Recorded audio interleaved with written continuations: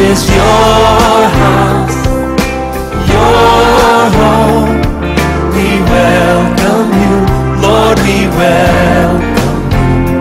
This is your house, your home. We welcome you today. ప్రభువైన యేసుక్రీస్తు పరిశుద్ధ నామములో మీ అందరికీ శుభములు తెలియజేస్తూ ఈరోజు దేవుడు ఆయన వాక్యం ద్వారా మనతో మాట్లాడుచున్న మాటలను శ్రద్ధగా ధ్యానించుకుందాం. మన జీవితంలో నిజమైన ఆశీర్వాదము, అభివృద్ధి, కాపుదల అనేది ఎప్పుడు మనం పొందుకుంటాం అనేది ఈరోజు మనం ధ్యానించుకుందాం. సాధారణంగా మనకు ఒక ఉద్యోగం వచ్చి చక్కటి భార్యతో వివాహం అయ్యి బిడ్డలతో ఉన్నప్పుడు ఇంకా నా లైఫ్ సెటిల్ అయిపోయింది, నా లైఫ్ హ్యాపీ అనే ఫీలింగ్ మనకు వస్తుంది. మన జీవితంలో నిజంగా ఎప్పుడు సెటిల్ అవుతాం అనేది మనం దేవుని వాక్య ప్రకారంగా మనం చూస్తే ఈ లోకంలో ఎప్పుడు కూడా నా జీవితంలో నాకు అన్నీ ఉన్నాయి, నాకు ఇంకేం అవసరం లేదు అనే పరిస్థితి మనకి ఎప్పుడూ రాదు. ఎప్పుడు ఏదో కొరత ఉంటుంది, ఏదో కొదువు ఉంటుంది, ఏదో నీడ్ ఉంటుంది. దానివల్ల మనం దేవుని వైపు చూస్తూనే ఉంటాం. అందుకనే దేవుడు అంటున్నాడు, నా యొద్దకు రండి, నా యొక్క విశ్రాంతిలో ఉండండి, నా నీడలో ఉండండి, అప్పుడు మీకు కావలసిన వాటిని అన్నిటిని నేను సప్లై చేస్తాను అంటున్నాడు. 91వ కీర్తన 1వ వచనంలో మహోన్నతుని చాటున నివసించువాడే సర్వశక్తుని నీడను విశ్రమించువాడు అని రాయబడి ఉంది. మహోన్నతుడు దేవుడు, దేవుని చాటున నివసించేవాడు సర్వశక్తుడైనటువంటి ఆయన నీడలో ఉన్నాడు. సాధారణంగా సర్వశక్తుడు అంటే ఒక స్టేట్కి సీఎం కానీ, ఒక జిల్లాకి ఒక కలెక్టర్ కానీ, దేశానికి పిఎం కానీ, వీళ్ళందరూ చూస్తే ప్రధానమంత్రికి ఏంటండి, కలెక్టర్ గారికి ఏంటండి అని మనం అనుకుంటాం. కానీ కొన్ని పరిస్థితుల్లో కలెక్టర్లు తప్పు చేసి ఉద్యోగాలు పోగొట్టుకున్న ఉన్నాయి. సీఎంలు వారి యొక్క అధికారాన్ని దుర్వినియోగపరుచుకుని అనేక కష్టాలు పాలవుతున్న వారు అనేక విధాలుగా మనం ప్రపంచంలో చూస్తున్నాం. సర్వశక్తుడు ఎవరు అంటే సర్వాధికారాలు, సర్వశక్తి ఎవరికి లేదు, దేవునికి తప్ప. అటువంటి సర్వశక్తుడైనటువంటి దేవుని నీడలోనికి మనం వెళ్తే దేవుడు అంటున్నాడు, ఏ నీడ్లో నువ్వు ఉన్నావో, ఏ అవసరతలు ఉన్నావో ఆ అవసరతను నేను సప్లై చేస్తాను, నీవు నా నీడలోనికి రా అంటున్నాడు. మన బలహీనత ఏంటంటే దేవుని నీడలోనికి వెళ్ళాం, కానీ ఎవరు సహాయం చేస్తారా అని మనుషుల నీడలోనికి మనం చూస్తూ ఉంటాం. భక్తుడైనటువంటి దావీదు, యెహోవా నా కాపరి, నాకు లేమి కలగదు అన్నాడు. అంటే యెహోవాయే నాకు తోడుగా, నా దేవుడు నాకు తోడుగా ఉంటే ఇంకా నాకు లేమితో సంబంధం లేదు, నా అవసరతలన్నీ ఆయనే తీరుస్తాడని ఒక చక్రవర్తి చెప్తున్నాడు. అందుకు నేను 118వ కీర్తన 8వ వచనంలో, మనుష్యులను నమ్ముకొనుట కంటే యెహోవాను ఆశ్రయించుట మేలు, రాజులను నమ్ముకొనుట కంటే యెహోవాను ఆశ్రయించుట మేలు. కానీ మన జీవితంలో రాజులు కనుక మనకు పరిచయం ఉంటే, అధికారులు కనుక మనకు పరిచయం ఉంటే ఇంకా దేవుని వైపు మనం తిరగం. అవసరం వచ్చినప్పుడల్లా ఏ అధికారి మనకి క్లోజో ఆ అధికారికి ఫోన్లు చేయడం, అధికారులతో పనులు చేయించుకోవడం, ఈ విధంగా మన జీవితం వెళ్తూ ఉంటుంది. అది దేవునికి విరోధమైనది. మనకి అధికారులతో స్నేహం ఉండొచ్చు, మన ఇంట్లో కుటుంబస్తులే గొప్ప గొప్ప అధికారులు ఉండొచ్చు. నీకు అధికారులు, నీకు నీ పక్షంగా సహాయం చేసేవారు ఎంతమంది ఉన్నా నీ కన్నులు దేవుని తట్టు తిరగాలి అంటున్నాడు. అదే భక్తుడు అంటాడు 121వ కీర్తన 1వ వచనంలో, కొండల తట్టు నా కన్నులు ఎత్తుచున్నాను, నాకు సహాయం ఎక్కడి నుండి వచ్చును, యెహోవా వలననే నాకు సహాయము కలుగును. కొండలు అంటే మన దృష్టిలో మనుషులు. కొండల తట్టు నా కన్నులు ఎత్తుచున్నామంటే ఏ వ్యక్తి ద్వారా మనకు సహాయం వస్తుందా అని ఎదురు చూస్తున్నాడట భక్తుడు. కానీ ఏ వ్యక్తి ద్వారా నాకు సహాయం కలగలేదు, కానీ యెహోవా వలన మాత్రమే నాకు సహాయం కలుగును అంటున్నాడు. ఇక్కడ దేవుడు ఈరోజు చెప్తున్నాడు నీతో నాతో, నా నీడలోనికి రావయ్యా, నేను నిన్ను సంరక్షిస్తాను, నిన్ను కాపాడుతాను. చూడండి మత్తయి సువార్త 23వ అధ్యాయం 37వ వచనంలో, కోడి తన పిల్లలను రెక్కల క్రింద ఎలాగూ చేర్చుకొనునో అలాగే నేనును నీ పిల్లలను ఎన్నో మార్లు చేర్చుకొనవలెనని ఇంటిని, గాని మీరు వల్లకపోతిరి. కోడి తన రెక్కల క్రిందకి చిన్న చిన్న పిల్లలను ఎందుకు చేర్చుకుంటుందంటే వాటిని సంరక్షించుకోవడానికి. కోడి ఎలా చేర్చుకుంటుందో నేను కూడా మిమ్మల్ని నా రెక్కల క్రింద పెట్టి మిమ్మల్ని నేను సంరక్షించడానికి అనేక సార్లు పిలుస్తున్నాను, కానీ మీకు ఇష్టం ఉండట్లేదు. మీరు నా నీడలోనికి రావడానికైనా ఇష్టపడట్లేదు. కానీ ఈ లోక సంబంధమైన రాజుల నీడలోనికి ఎవరో పెద్ద ఆయన ఉన్నాడు, ఒక అధికారి ఉన్నాడు, ఒక ఎమ్మెల్యే ఉన్నారు అని వాళ్ళ నీడలోనికి వెళ్దామని మనం చూస్తున్నామే. కానీ ఏ దేవుని నీడలోకి వెళ్తే ఆయన నా అవసరతలన్నీ తీరుస్తాడు అనే విశ్వాసంలోని మనం ఎందుకు వెళ్ళలేకపోతున్నాం? అందుకనే దేవుడు ఈరోజు నిన్ను నన్ను హెచ్చరిస్తున్నాడు. చూడండి, ఒకవేళ దేవుణ్ణి ఆశ్రయించకుండా మనుషులను మనం బేస్ చేసుకుని వాళ్ళు ఉన్నారులే అని ఆ విధమైనటువంటి యాటిట్యూడ్తో, అటువంటి ఉద్దేశాలతో మనం ఉంటే, అటువంటి వారి గురించి దేవుడు ఎలా వార్నింగ్ ఇస్తున్నాడో చూద్దాం. ఇర్మియా గ్రంథంలో 17వ అధ్యాయము 5వ వచనం చూద్దాం. యెహోవా ఎలాగూ సెలవిచ్చుచున్నాడు, నరులను ఆశ్రయించి శరీరులను తనకు ఆధారముగా చేసుకొనుచు తన హృదయమును యెహోవా మీద నుండి తొలగించుకొనువాడు శాపగ్రస్తుడు. దేవుని మీద తన హృదయం కాన్సన్ట్రేషన్ పెట్టకుండా తన ఆధారము, తన విశ్వాసం అంతా మనుషుల మీద పెట్టుకుని దేవునికి దూరంగా ఉన్నవాడు శాపగ్రస్తుడు. కొంతమంది అంటారు, మేమేం దేవునికి దూరంగా లేమండి, ఆయనకి ప్రార్థన చేస్తున్నామండి, కానీ సహాయం చేసే వాళ్ళు ఉన్నారు కాబట్టి వాళ్ళని అప్రోచ్ అవుతున్నామండి అని అంటారు. గమనించండి ప్రియులారా, సహాయం చేసే వాళ్ళ దగ్గర నుంచి మనం సహాయం తీసుకోవడం తప్పు కాదు, కానీ అవసరత వచ్చినప్పుడు సహాయం చేసే వారి వైపే తిరుగుతున్నాం. కానీ ప్రభువా, నాకు ఈ అవసరత వచ్చింది, నన్ను కరుణించవా అని దేవుని వైపు తిరగకపోతే, సహాయం చేసేవారు ఎంతమంది సహాయం చేసినా దేవుడే మనకు విరోధంగా ఉంటే మనల్ని రక్షించేవారు ఎవరు లేరు. సాధారణంగా ఇశ్రాయేలీలు యుద్ధానికి వెళ్ళేటప్పుడు ప్రభువా వెళ్ళమా వద్దా అని ప్రభు యొక్క ఉద్దేశాన్ని తెలుసుకుని ముందుకు వెళ్తారే కానీ వాళ్ళ యొక్క బలాలను చూసుకునేవారు కాదట. ఒకసారి ఇశ్రాయేలీలు దేవుని మీద కన్నా వారి సొంత బలాలు బాగా పెంచుకుందామని మంచి మంచి యుద్ధ రథాలను తయారు చేస్తున్న సమయంలో దేవుడు ఆయన సేవకుడైన యెషయా భక్తుని ద్వారా చెప్తున్నాడు. యెషయా గ్రంథం 31వ అధ్యాయం 1వ వచనంలో, ఇశ్రాయేలు పరిశుద్ధ దేవుని లక్ష్య పెట్టకయు యెహోవా యొద్ద విచారింపకయు సహాయము నిమిత్తము ఐగుప్తునకు వెళ్ళుచు గుర్రములను ఆధారము చేసుకుని వారి రథములు విస్తారములనియు రౌతులు బలాఢ్యులనియు వారిని ఆశ్రయించు వారికి శ్రమ. ఐగుప్తి గుర్రాలు, ఐగుప్తి రథాలను వాటిని ఆశ్రయిస్తూ వాటిని మీద బేస్ చేసుకుని నువ్వు యుద్ధానికి వెళ్తే నీకు శ్రమ. దేవుని వాక్యం చెప్తుంది 20వ కీర్తన 7వ వచనం 8వ వచనంలో, కొందరు గుర్రములను బట్టి మరికొందరు రథములను బట్టి అతిశయిస్తారట. మనమైతే మన దేవుడని యెహోవా నామమును బట్టి అతిశయించదము. వారి కృంగి నేల మీద పడ్డారు, మనము చక్కగా నిలుచున్నాం. కొంతమంది అతిశయము దేనిని బట్టి అంటే, మాకు ఇన్ని గుర్రాలు ఉన్నాయి, ఇన్ని రథాలు ఉన్నాయి అంటున్నాడు. కానీ దావీదు భక్తుడు అంటున్నాడు, నా అతిశయము నా దేవుడు నాకు తోడున్నాడు కాబట్టి. గమనించండి, మన జీవితంలో దేవుని ద్వారా మనం ఏమి పొందుకుంటాం? నెంబర్ 1, ప్రొటెక్షన్, కాపుదల. దేవుని నీడలోనికి మనం వస్తే, దేవుడు అంటున్నాడు కదా, కోడి తన రెక్కల చాటున తన పిల్లలను ఎలా కాపాడుకుంటుందో అలాగా దేవుని నీడ అనగా దేవుని యొక్క వాక్యానుసారంగా నడిచి దేవుని మీద ఆధారపడి బ్రతికే జీవులు దేవుని నీడలో ఉన్నట్టు. మనం దేవున్నే బేస్ చేసుకుని, నీవే నా కొండ, నా కోట, నా దుర్గము, నా శైలము, నా సమస్తము నువ్వేనయ్యా, నీ మీద ఆధారపడి బ్రతుకుచున్నానని దేవుని నీడలోనికి వచ్చిన వారికి దేవుడిస్తున్నాడు. కోడి తన పిల్లలను ఎలా కాపాడుతుందో అంతకన్నా అపురూపంగా మనకి ప్రొటెక్షన్ ఇచ్చే దేవుడు, మనకి కాపుదలు ఇచ్చే దేవుడు. అందుకనే భక్తుడు అంటాడు, నా దాగుచోటు నీవేనయ్యా. మన దాగుచోటు ఎవరట? దేవుడు.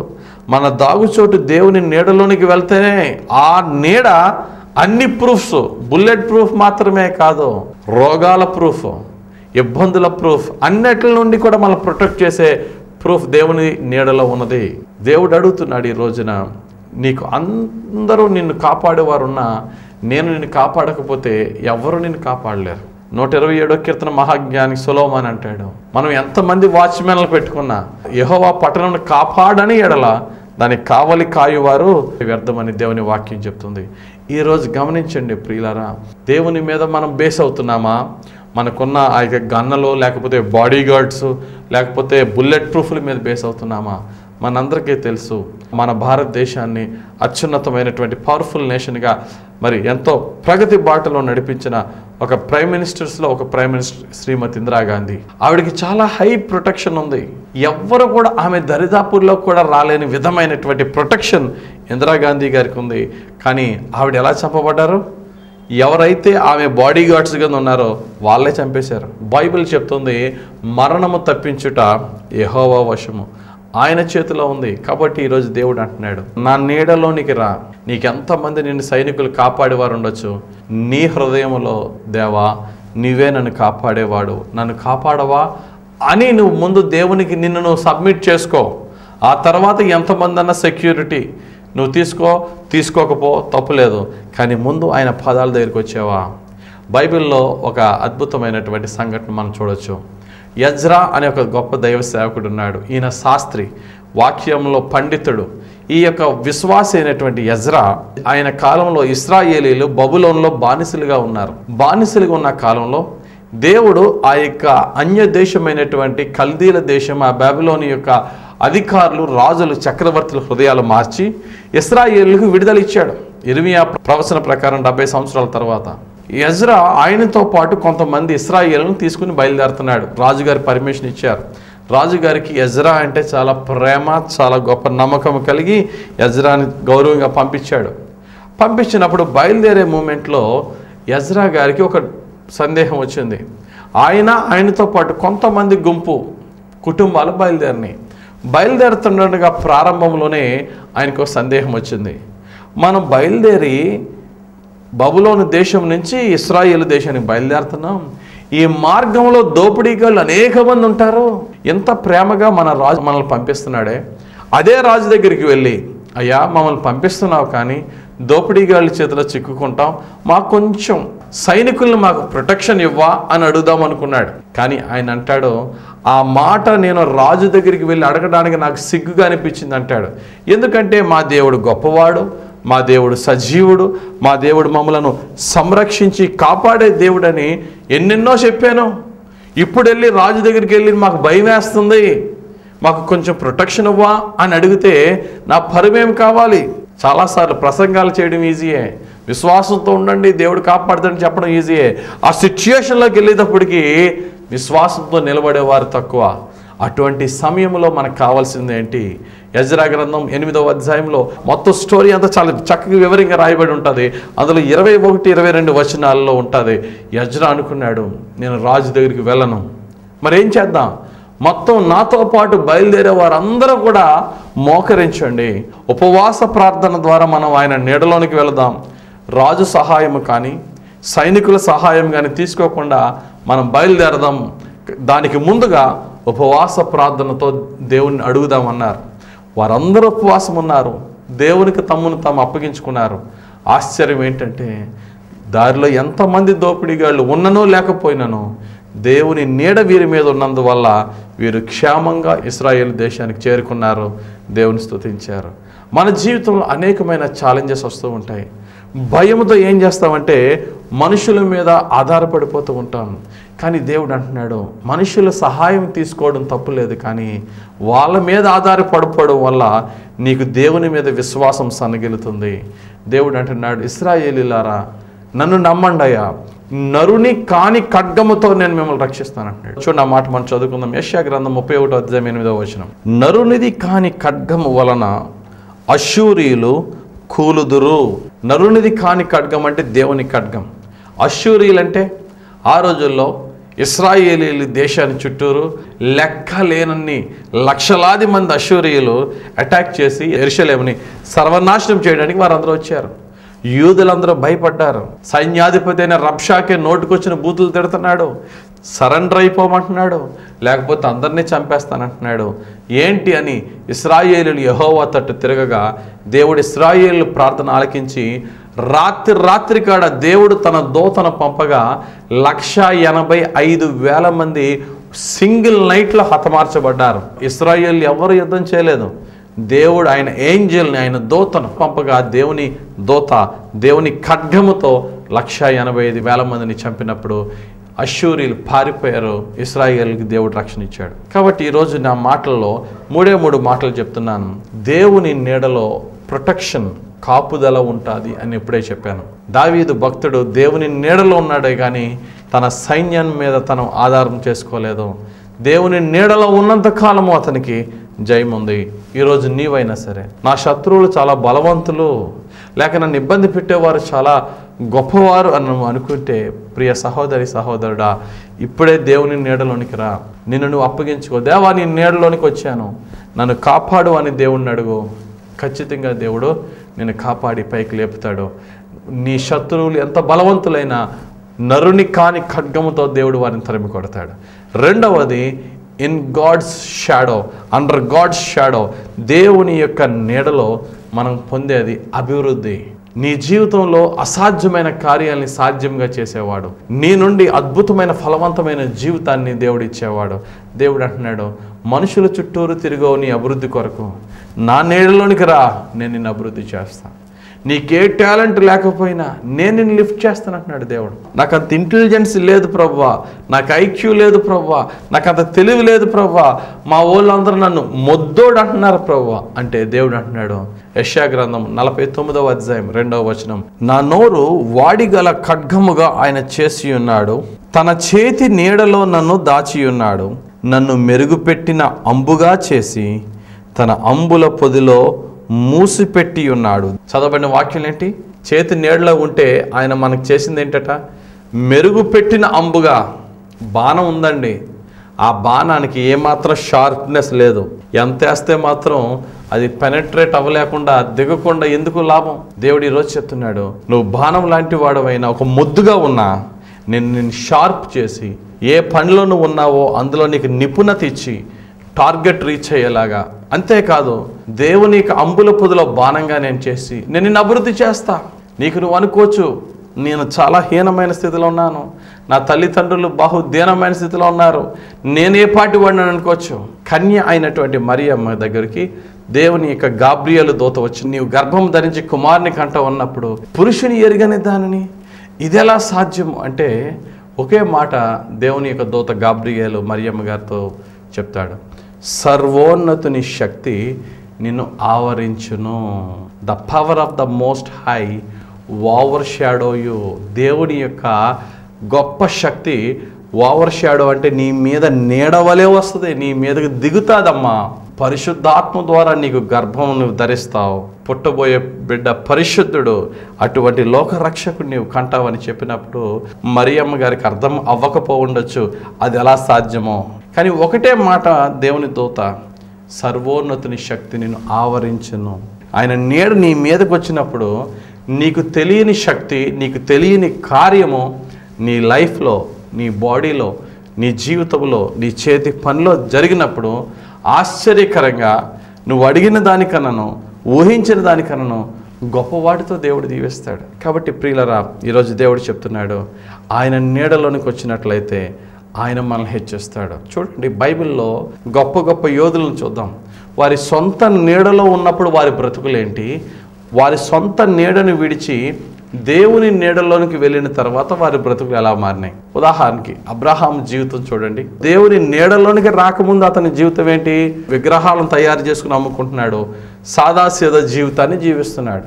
ఒకానొక రోజున దేవుడు అబ్రహాంకి ప్రత్యక్షమై అబ్రహాముతో పిలుస్తున్నాడు, కమాన్, నీ తండ్రి ఇంటిని, అంటే నీ కంప్లీట్ నీ అనే నీడ అంతటిని విడిచిపెట్టి, నీ సమస్తాన్ని విడిచిపెట్టి నేను ఎక్కడికి వెళ్ళమంటాను అక్కడికి వెళ్ళి అన్నాడు. ఈ అబ్రహాము గారు దేవుని మాటలకు లోబడి ఇమ్మీడియట్గా అంతా విడిచిపెట్టి వెళ్ళినందుకు దేవుడు అబ్రహాముని ఎలా చేశాడండి? జనములకు తండ్రిగాను, విశ్వాసులకు తండ్రిగాను, కోటీశ్వరునిగాను, లోటు లేని లేమి లేని వానిగా దేవుడు చేశాడు. మోషే జీవితం చూడండి. అతడు బానిసలకు పుట్టినా ఐగుప్తీని ఇంట్లో పెరిగాడు కాబట్టి ఫరోలాగా బ్రతికాడు. కానీ సత్యాన్ని తెలుసుకున్నాడు, నిజ దేవుణ్ణి తెలుసుకున్నాడు. ఈ యొక్క ఐగుప్తు దేశపు ధనము కన్నా క్రీస్తు కొరకు నింద అనుభవించడం భాగ్యం. రాజుగారి కుర్చీ అవసరం లేదు, రాజుగారి డబ్బు అవసరం లేదు, నాకు ప్రభువు కావాలా అని చెప్పి విడిచిపెట్టుకున్నాడు. దానికి దేవుడు మోషేని ఎలా హెచ్చించాడు? అత్యున్నతమైన స్థితికి, ఆత్మీయంగాను శారీరకంగాను కొన్ని లక్షల మందికి ఏకైక నాయకుడిగా దేవుడు ఒక స్నేహితునితో మాట్లాడినట్టుగా మాట్లాడగలిగి అంత ఉన్నత స్థితికి మోషేని హెచ్చించాడు. బైబిల్ గ్రంథంలో యోసేపు జీవితం మనం చూస్తే, యోసేపు అనే వ్యక్తి, యాకోబుకి కుమారులు 12 మంది ఉంటే 11వ వాడు యోసేపు. అయితే ఈ యాకోబు యోసేపుని బహుగా ప్రేమించి అల్లారు ముద్దుగా ప్రేమిస్తుంట సమయంలో అన్నయ్యలకు అసూయ వచ్చి తండ్రి ప్రేమ అంతా ఈడ దోచేసుకుంటున్నాడు కాబట్టి అడవిలో వీడిని కొట్టేసి, ఇష్మాయేలీలు వెళ్తున్నారు వాళ్ళకి అమ్మేద్దామని చెప్పేసి బానిసగా అమ్మేసి తండ్రి దగ్గరికి వచ్చి ఏదో అడవి జంతువు తమ్ముడిని తినేసింది నాన్న అని చెప్పేసి తండ్రిని మోసం చేశారు. అట్ ద ఏజ్ ఆఫ్ 17, 17 సంవత్సరాల వయసులో ఈ 17 సంవత్సరాల నుంచి ఒక 13 సంవత్సరాలు కష్టాలు పడ్డాడు. కానీ 13వ సంవత్సరం దాటిన తర్వాత జైలు నుండి డైరెక్ట్గా ప్రైమ్ మినిస్టర్గా హెచ్చింపబడ్డాడు. అతడు చేయని నేరానికి అన్యాయంగా శిక్ష అనుభవించాడు. ఈ 13 సంవత్సరాలు శోధనలతో దేవుడు పరీక్ష చేస్తున్నాడు. నేను ఇబ్బందుల కొలిమిలో పరిశోధిస్తానంటున్నాడు. వెండిని బంగారాన్ని మట్టి కొలిమిలో వేసి ఎలాగైతే కాల్చి మేలిమి బంగారాన్ని మేలిమి వెండిని తెస్తారో నేను కూడా నిన్ను ఇబ్బందులు అనే కొలిమిలో వేసి నేను పరీక్ష చేస్తా. కాబట్టి మన ఇక శోధనల్లో దెబ్బలు తగులుతుంటున్న సమయంలో మన సొంత నీడలోంచి బయటకు వచ్చి ప్రభువా నీవే నా దిక్కు అని దేవుని మీద ఆధారపడినప్పుడు ఇమ్మీడియట్గా సహాయం వచ్చేది. సఫరింగ్, కష్టాలు ఎదురవుతాయి. అటువంటి టైంలో మనకు కావాల్సింది వాక్యం అనే సన్ స్క్రీన్ లోషన్ కావాలి. అందుకనే కీర్తనల గ్రంథంలో 119వ కీర్తన 92వ వచనంలో నీ ధర్మశాస్త్రము నాకు సంతోషమియ్యని ఎడల నా శ్రమ యందు నేను నశించియుందును. నా శ్రమలో నేను నాశనం అయిపోదును ప్రభువా, నీ వాక్యము నన్ను ఆదరించి నాకు సంతోషం ఇవ్వకపోతే. ఎస్, ఈరోజు దేవుడు చెప్తున్నాడు, నీవు ఎవరి మీద డిపెండ్ అయ్యావో ఆ డిపెండెన్సీలోంచి బయటకు వచ్చి దేవుని నీడలోనికి వచ్చినట్లయితే దేవుడు ఈరోజు నీతో నాతో మాట్లాడుతున్నాడు. నా పాదాలు ఎద్దుకురా, విశ్వాసముతో నన్ను వెంబడించు. అయితే నా బాట విశాలమైన బాట కాదు, ఇరుకైన బాట. కష్టాలు, శోధనలు, ఇరుకులు, ఇబ్బందులు వస్తాయి, కానీ నేను విడిచిపెట్టను. విశ్వాసంతో నా వైపు చూసి ముందుకు నడు అంటున్నాడు దేవుడు. కాబట్టి దేవుని నీడలో అభివృద్ధిని మనం పొందుకోగలం. ఏ చెట్టు అయినా ఏ వృక్షమైనా సూర్యకిరణాలు పడకుండా అది ఎదగడం అసాధ్యం. అలాగే ప్రతి మనిషి దేవుని యొక్క వెలుగు ఆయన మన మీద ప్రకాశించకపోతే, మనల్ని సంరక్షించి మనల్ని అభివృద్ధి చేసి మన పొదిగే ఆయన నీడ మన మీద లేకపోతే అభివృద్ధి అసాధ్యం. భక్తుడైన మోషే రాసిన 90వ కీర్తన 17వ వచనం అంటాడు, మా చేతి పనిని స్థిరపరచు ప్రభువా, మా చేతి పనిని స్థిరపరచు. దేవుని నీడలోనికి వస్తేనే మన చేతి పని స్థిరపరుస్తాడు, అభివృద్ధి చేస్తాడు. మూడవదిగా దేవుని నీడలోనికి రాకుండా మనుషులు ఆధారపడేది ఎవరి మీద అంటే, అనారోగ్యం వచ్చినప్పుడు డాక్టర్ల మీద ఆధారపడుతూ ఉంటాం. అలాగని చెప్పి డాక్టర్ల దగ్గరికి వెళ్ళొద్దని బైబిల్ ఎక్కడా లేదు. బైబిల్ చెప్తుంది, పాపికి రక్షకుడు కావాలి, రోగికి వైద్యుడు కావాలి. ఆ వైద్యునికి వైద్యం ఇచ్చిన వాడు దేవుడే. కాబట్టి వైద్యుల దగ్గరికి వెళ్ళొద్దు అనట్లేదు, కానీ దేవుడు వైద్యుల దగ్గరికి వెళ్ళమన్నాడు. కానీ నువ్వు వైద్యుల దగ్గరికి వెళ్ళే విధానం తెలుసుకోవాలి. ఉదాహరణకి చూడండి, మన ఇంట్లో ఎవరైనా డాక్టర్స్ ఉన్నారనుకోండి, యేసు ప్రభు నమ్ముకున్న కుటుంబం అయినప్పటికీ కూడా మనకో మన కుటుంబస్తులకో ఒక అనారోగ్యం వస్తే ఇమ్మీడియట్గా మనం ప్రార్థన చేయం, కానీ ఫస్ట్ ఫోన్ తీసేస్తాం. అన్నయ్యలకి, అక్కలకి, లేక ఫ్రెండ్స్కి డాక్టర్స్ ఉన్నారు కదా, ఇమ్మీడియట్గా ఫోన్ చేస్తున్నాం. దీనివల్ల ఏమి నష్టపోతున్నామంటే దేవుడిచ్చే స్వస్థతను నష్టపోతున్నాం. డాక్టర్స్ చెప్తారు కదా, doctor treats but God heels. ఒకవేళ ఎముక ఇరిగిపోతే ఆ ఎముక ఇరిగిపోయిన ఎముకని కరెక్ట్గా పెట్టి కట్టగలరంతే. ఆ రెండాటిని అతికించేది డాక్టర్లు కాదు, గాడ్ హీల్స్. ఈరోజు దేవుడు నీతో నాతో మాట్లాడుతున్నాడు. గొప్ప గొప్ప వైద్యులు మీ ఇంట్లో ఉండొచ్చు, వైద్యులు చేయలేని కార్యాలు దేవుడు చేస్తాడు. భయం పుట్టించే కార్యం ఒకటి ఉందండి. బైబిల్లో జరిగిన పరిస్థితి మనం చూసినట్లయితే, ఒక రాజు ఉన్నాడు. ఆ రాజు పేరు ఆష. ఈ ఆష అనే రాజు కట్టండి అరికాల్లో చిన్న గాయం వచ్చిందట. ఈ రాజు యెహోవా దేవుడిని ఆశ్రయించి ఇశ్రాయేలీయుడు. ఈ ఇశ్రాయేలీయుడైనటువంటి రాజు చేసిన తప్పేంటి అని మనం చూస్తే, తన అరికాల్లో వచ్చిన గాయానికి, ప్రభా ఈ గాయం వచ్చింది, ఈ గాయం నిమిత్తము నేను ఏం చేయాలి? ఇదిగో నువ్వు డాక్టర్లు ఇచ్చావు, ఆ డాక్టర్ దగ్గరికి వెళ్తున్నాను, నీవే నాకు సహాయం చేసి నన్ను స్వస్థపరచు అని ఒక్క చిన్న ప్రార్థన చేస్తుంటే బాగుండేది. కానీ ఈ రాజుగారికి దేవుడి దగ్గర ఆ యొక్క ప్రాబ్లంని చెప్పుకోవడం మానేసి మొత్తం డాక్టర్లు అందరినీ కబురు పెట్టాడట. ఆ యొక్క కార్యము దేవునికి విరోధమైనప్పుడు దేవుడు ఏం చేశాడో చూడండి. 2వ దినవృత్తాంతాల గ్రంథము 16వ అధ్యాయం 12వ వచనం. ఆష తన ఏలుబడి యందు 39వ సంవత్సరమున పాదములలో జబ్బు పుట్టి తాను బహు బాధపడినను దాని విషయములో అతడు యెహోవా యొద్ద విచారణ చేయక వైద్యులను పట్టుకొనెను. చదవబడిన వాక్యంలో మనం చూసినట్లయితే, రాజైన ఆష అరికాల జబ్బు వచ్చినప్పుడు అది మరణానికి సంబంధించిన అనారోగ్యం కాకపోవచ్చు, కానీ స్వస్థపరచువాడైనటువంటి దేవుని దగ్గర విచారణ చేయకుండా అతడు ఆ పని చేసినందువల్ల దేవుడు అతన్ని ఎంత వైద్యం చేసినా స్వస్థత లేకుండా చేశాడు, చనిపోయాడు. ఈ యొక్క వాక్యాన్ని బట్టి మనం అర్థం చేసుకోవాల్సింది ఏంటంటే, మన ఇంట్లో ఒక అనారోగ్యం వచ్చినప్పుడు ఏదన్నా ఇమ్మీడియట్గా మనం ఒక మందు వేసే ముందు, ఇమ్మీడియట్గా ఒక డాక్టర్ దగ్గర తీసుకెళ్లే ముందు ఈరోజు దేవుడు చెప్తున్నాడు, నీవు దేవుని నీడలో ఉంటే నీ బిడ్డ కొరకు, లేక నీ భర్త కొరకు, లేక నీ భార్య కొరకు, నీ కుటుంబస్తుల కొరకు, ఎవరైతే అనారోగ్యంతో ఉన్నారో వారి నిమిత్తము వెంటనే మోకరించు. ప్రభువా, ఇదిగో నా బిడ్డ, నా భార్య, నా భర్త, నా స్నేహితుడు అనారోగ్యంతో ఉన్నాడు, నీవే స్వస్థపరచు, నీవే ఆరోగ్యం ఇవి, నువ్వు స్వస్థపరచు దేవుడవు. యెహోవా రాఫా అనగా స్వస్థపరచు యెహోవా అని నువ్వు మాకు చెప్పావు. స్వస్థపరచు తండ్రి, నీవు పొందిన గాయాలతో మమ్మల్ని స్వస్థపరుస్తానన్నావు, నీ గాయముల అభిషేకంతో స్వస్థపరచు ప్రభువా అని ప్రార్థన చేయి. ఒకవేళ నీ దగ్గర నూనె ఉంటే, ప్రార్థన ఉంటే నూనె రాసి ప్రార్థన చేయి. అప్పుడు నువ్వు వైద్యుని దగ్గరికి వెళ్ళు. ఆ వైద్యుడు ఇచ్చే ఏ మందైనా దేవుడు, ఆ వైద్యునికి మా జ్ఞానం ఇచ్చిన వాడు దేవుడే కాబట్టి ఏదైనప్పటికీ వేసుకునే వ్యక్తికి ఆరోగ్యకరంగా మార్చువాడు దేవుడు, స్వస్థపరచువాడు దేవుడు. వైద్యుని దగ్గరికి వెళ్ళొద్దు అనట్లేదు. బిఫోర్ గోయింగ్ టు డాక్టర్ దేవుని పాదాలు కదా మోకరించి దేవునికి అప్పగించు, ఆ తర్వాత నీ ప్రయత్నం చేయి. అది ఈరోజు దేవుడు నీతో నాతో చెప్తున్నమాట. మనందరికీ తెలుసు, అలెగ్జాండర్ ద గ్రేట్ అతి చిన్న వయసులో ప్రపంచాన్ని జయించాడు. సుమారుగా 33 సంవత్సరాల్లోనే ప్రపంచాన్ని జయించిన గ్రీక్ వీరుడు అలెగ్జాండర్. మహాయుద్ధ వీరుడు, మహాబలవంతుడు. అటువంటి గొప్ప బలవంతుడు ఎలా చనిపోయాడండి? చిన్న దోమ కుట్టి చచ్చిపోయాడు. బహుశా మలేరియా ఫీవర్తో చనిపోయాడు అంటారు. ఆ రోజుల్లో వైద్యం అంతగా అభివృద్ధి అవ్వలేదు కనుక మలేరియా జ్వరానికి వ్యాక్సిన్ లేదు, మందు లేదు. అయినప్పటికీ కూడా అలెగ్జాండర్కి అటువంటి జ్వరం వచ్చినప్పుడు ప్రపంచమును జయించిన వాడేమో మొత్తం వరల్డ్లో ఉన్న టాప్ డాక్టర్స్ అందరూ వచ్చి అలెగ్జాండర్కి వచ్చిన జ్వరానికి వరుసగా ట్రీట్మెంట్ ఇస్తున్నారు, ప్రయత్నిస్తున్నారు. కానీ బాడీ సహకరించట్లేదు. Doctor treats but God heals. ఈ డాక్టర్స్ ట్రీట్ చేస్తున్నారు, దేవుడు హీల్ చేయట్లేదు.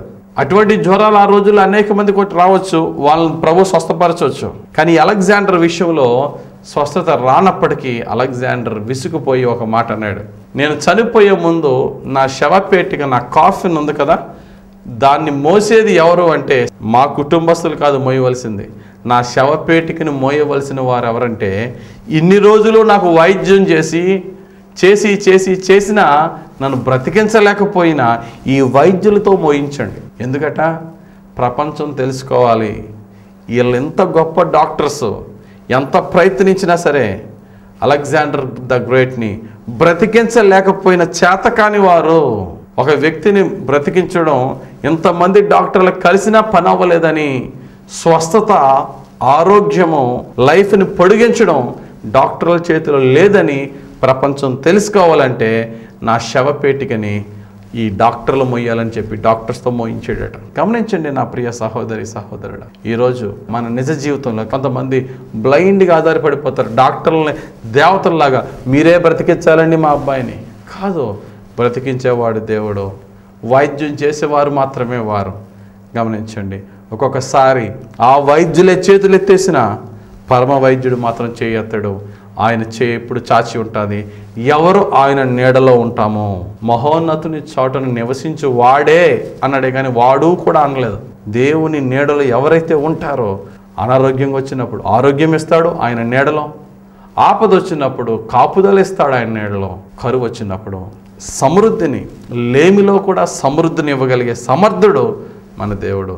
ఈరోజు యేసయ్య నిన్ను నన్ను ఆయన పాదాల యొద్దకు పిలుస్తున్నాడు. ఎవరి మీద నువ్వు ఆధారపడుతున్నావు? నీ జాబ్ని నువ్వు బేస్ చేసుకుంటున్నావా, లేక పేరెంట్స్ మీద ఆధారపడుతున్నావా? నీ జాబ్ మీద, నీ పేరెంట్స్ మీద ఆధారపడడం కాదు, దేవుని మీద ఆధారపడితే ఈ స్థితికి మించిన స్థితి నీకు ఇంకా ఉంది. నువ్వు అనుకోవచ్చు నా లైఫ్ సెటిల్ అయిపోయింది, నేను చాలా ఉన్నత స్థితిలో ఉన్నానంటే దేవుడు అనుకుంటున్నాడు నీ తలుపుల కన్నా నా తలుపులు గొప్పవి. నీ లైఫ్లో నీ మీద నీకేం ప్లాన్స్ ఉన్నాయో, నీ లైఫ్లో నీ మీద నీవు అనుకున్న ప్లాన్స్ కన్నా గొప్ప ప్లాన్స్ ఉన్నాయి. నా వాక్యం చెప్పే బాటలో ఉన్నాడు. నీవు అనుకుంటున్న వాటిని అసత్యాల నుంచి బయటికి రా. వాట్ బైబిల్ స్పీక్స్, దేవుడు నీతో ఏం మాట్లాడుతున్నాడు ఆ బాటలో నీ లైఫ్ని మార్చుకో.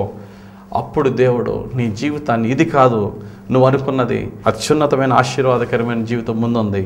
దేవుని నీడలోకి రా, యేసయ్య పాదాల యొద్దకు రా, ఆయన తట్టు తిరుగు, ఆయన వాక్య ప్రకారంగా నీ లైఫ్ చేంజ్ చేసుకో. దేవుడు నీ జీవితాన్ని నువ్వు అడిగిన దానికన్నా, ఊహించిన దానికన్నా గొప్ప వాటితో నేను తృప్తిపరుస్తాడు. సమస్త లోకానికి దేవుడు నేను సాక్షి నిలబెడతాడు. ఈ కొద్ది వాక్యం నీ జీవితంలో, నా జీవితంలో, మనందరి జీవితంలో యేసయ్య నెరవేర్చునుగాక. ఆమేన్. ప్రార్థన చేసుకుందాం. ప్రేమ కలిగిన తండ్రి, నీ పరిశుద్ధ పాదాలకు వందనాలు. యేసయ్య నామములో మీ పాదాల యొద్దకు వచ్చి ప్రార్థిస్తున్నాం తండ్రి.